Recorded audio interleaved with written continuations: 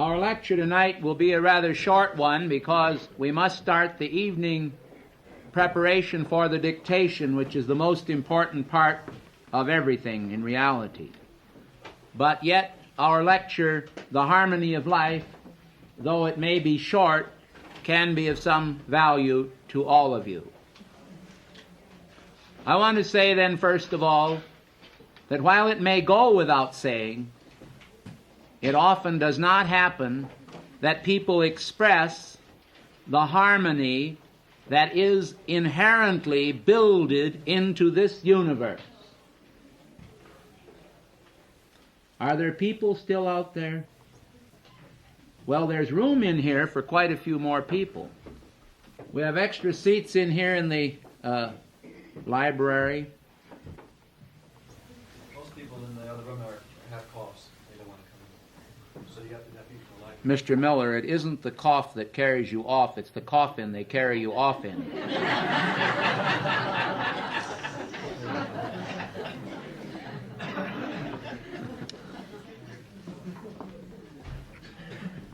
We're about ready to carry off the corpse of the old year and bring in the new little baby. So we'll start our lecture on the harmony of life.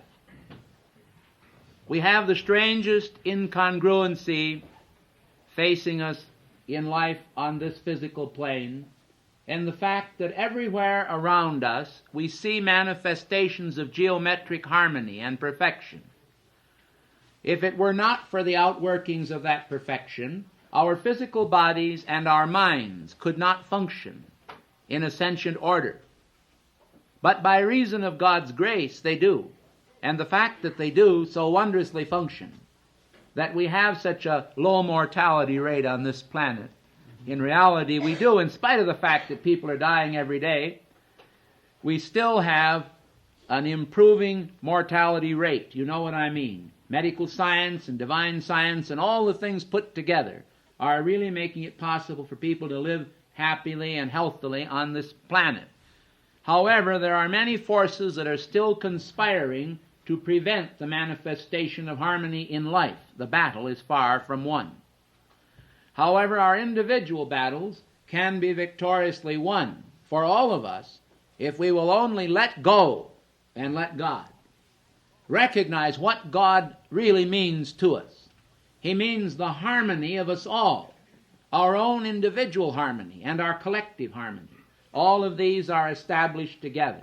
It is a heavenly order that pervades the physical universe as well as the mental universe, as well as the spiritual universe. As one of the men discussed with me here in a very limited way, and as I discussed with him in my very limited way, I mean, we are dealing with principles of dynamic symmetry. Even in life itself, we see these principles manifest in the chemical and electrical and geometric order of situations that are before us. Events and so forth are often predicted or projected, both cases, before us. You know what they say, that coming events cast their shadow before them. And I think that the shadow of whatever is going to happen to us in 1972 will, in a sense, in a very real sense, if we will try to discern it, be projected into our consciousness tonight, that we will be able to realize that some marvelous, some wonderful things can happen to us this coming year if we will only cooperate with the harmony of life. The harmony of life has no room in its heart, chalice, for enmity against anyone or anything. It is an open-end situation, you see. The top and the bottom of our cylinder of being is open, and God can flow clean through our consciousness with His sense of harmony if we will it so. If we are indifferent to it, if we say to ourselves, well, it doesn't really matter, I'm not sure, I'm born to lose, you know, and of course now there's been another movie come out in addition to Born to Lose that says Born to Win, and that sounded an awful lot better. I hope it was. I never saw either one. But anyway, if we will only understand that there is an opportunity that is already picturized in nature for each of us, and then try to avail ourselves of the opportunity of being receptive to that. We don't have to actually know just what specifically is going to happen. We just have to make ourselves available. Make ourselves available to the deity instead of to the host of forces that are rampant on this planet that would like to use our energy and our consciousness and our being and leave us helpless and more or less bleeding, if you will. I don't like the word or sight either, upon the ground. But these are the facts of life. Either we are harmonious or we are inharmonious. And we are the ones who must decide that. If we could make an intellectual argument out of it and say, well, if you go to point A and then you look over at point B and jump to point B and then point C, everything will be well. If we could make it just a simple matter of straight lines or something like that between points, it might be very easy. But life has a very strange way of arranging itself and rearranging itself and conspiring sometimes against us by events that may indeed be in our stars. But the fault lies more in ourselves than in our stars, doesn't it? And so, you see, we have to be willing to live up to the future and realize that we ourselves will make or unmake our own harmony and our own events too, in a sense, because we have a magnetic power inside of ourselves, and this is going to be dreadfully hard to intellectualize. You just can't do it, because there are two forces in the universe, and you may as well face it. There are emotional forces in the universe, sometimes despised by the intellectual man, and there are intellectual forces sometimes not understood by the emotional man.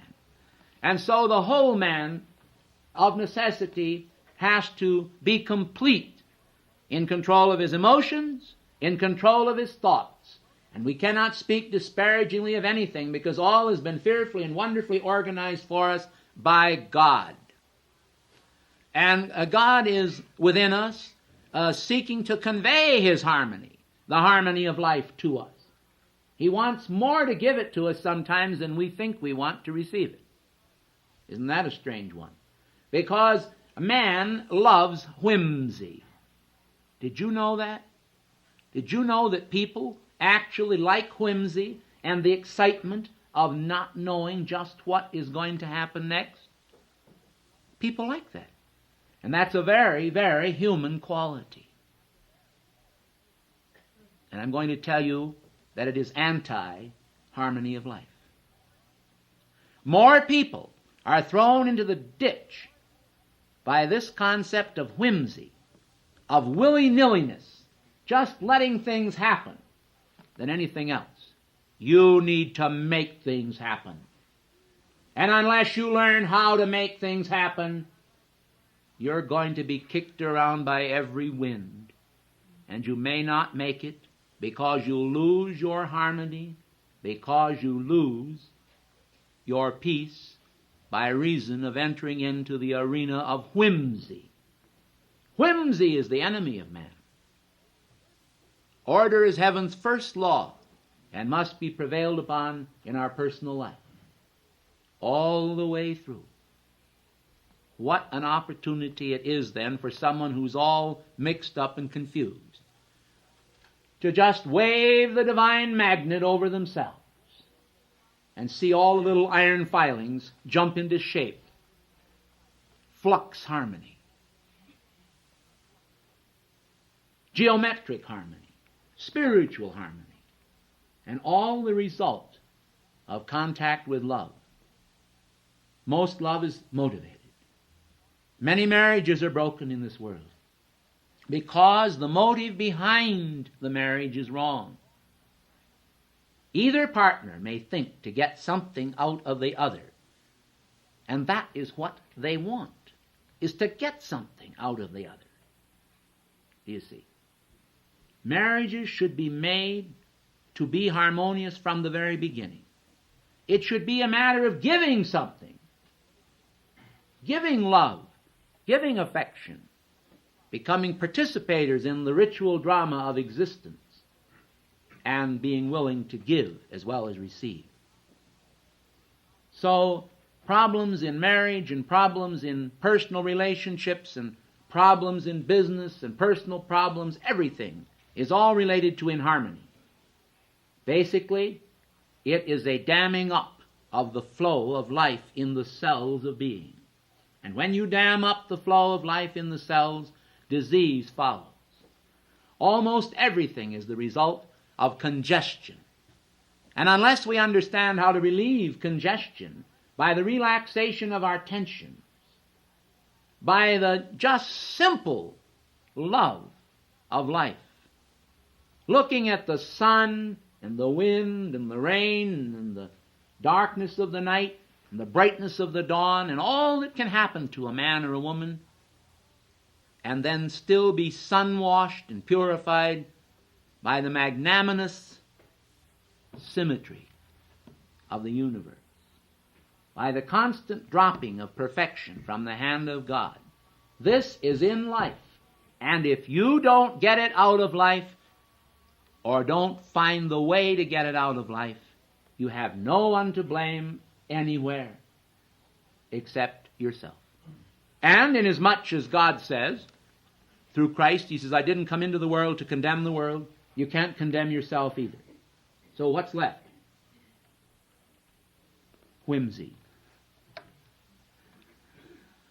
You see what I mean? I'm trying to point out to you that the harmony of life is there, and that each of us has to get with it. We have to get with that harmony in the vernacular of the times. And if we don't, we may be left behind in this race. Oh yes, we'll have a chance to catch up in the next class. No, not the class of the Summit Lighthouse. The class of those who didn't graduate spiritually from this one. So it is my earnest and sincere prayer that every one of you will take hold of God's harmony in your heart. Reach out for it now. Seek to touch it. Seek to be that harmony that gives and receives, and above all, learns to love the divine motive. Because if we don't love the divine motive more than we love the human motive, we cannot help but be born to lose. But if we love the divine motive and the divine harmony more than we love our personal motives, we cannot help but be born to win. Thank you.